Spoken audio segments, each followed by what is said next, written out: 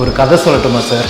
இது கதை இல்லைங்க. என்கிட்ட ஒரு பேஷண்ட் வந்திருந்தாங்க, ஒரு 50-year-old லேடி. மோஷன் போகிற இடத்துல பிப்பா இருக்குது டாக்டர், ஏதோ தடிச்ச மாதிரி இருக்குது டாக்டர் அப்படின்னு சொன்னாங்க. இது ரொம்ப காமனான கம்ப்ளைண்ட் தான். பட் ஆனால் உண்மையிலே எனக்கு ஷாக்கான விஷயம் என்னென்னா, கிட்டத்தட்ட 20 வருஷமாக இந்த கம்ப்ளைண்ட்டோட அவங்க சஃபர் பண்ணியிருக்காங்க. எக்ஸாமின் பண்ணி பார்க்கும்போது அவங்களுக்கு உள் மூலம் வெளி மூலம் ரெண்டுமே இருந்துச்சு. மூலம்ங்கிறது நீங்கள் வெக்கப்படுறதுக்கோ கூச்சப்படுறதுக்கோ எந்த பிரச்சனையும் இல்லைங்க. உங்கள் மோஷன் போகிற இடம், அதாவது ஆசன துவாரத்தில் இருக்கிற ரத்த நாளங்கள்லாம் தடிக்கும் போது தான் மூலம்னு சொல்கிறது. மூலம் எதனால வருது? நம்ம ரொம்ப வருஷம் மலச்சிக்கல்னால கஷ்டப்பட்டுட்டு இருக்கோம். அப்படிங்கும் போது தான் மூலம்ங்கிற பிரச்சனை வர ஆரம்பிக்கும். இதை எப்படி நம்ம அவாய்ட் பண்ணலாம்? நம்ம சாப்பாட்டில் நார் சத்து உள்ள சாப்பாடு நிறையா சாப்பிட்றது, ஒரு நாளைக்கு நிறைய தண்ணி குடிக்கிறது, எக்ஸசைஸ் கண்டிப்பாக பண்ணுறது, மலச்சிக்கல் இல்லாமல் பார்த்துக்கிறது. உங்களுக்கு மூலம் இருக்கா இல்லையா அப்படிங்கிறது உங்ககிட்ட இருக்க சில சிம்டம்ஸ்னாலே கண்டுபிடிச்சிடலாம். முதல் விஷயம், மோஷன் போகும்போது வலி இல்லாமல் ரத்தம் போச்சுன்னா. ரெண்டாவது விஷயம், மோஷன் கழுவும் போது உங்களுக்கு அந்த இடத்துல ஏதாவது சதை தட்டுப்படுற மாதிரி இருக்கலாம். மூணாவது விஷயம், உங்களுக்கு முன்னாடியே மலச்சிக்கல் பிரச்சனை இருக்கலாம். இதுக்கு ஓப்பன் ஆப்ரேஷன்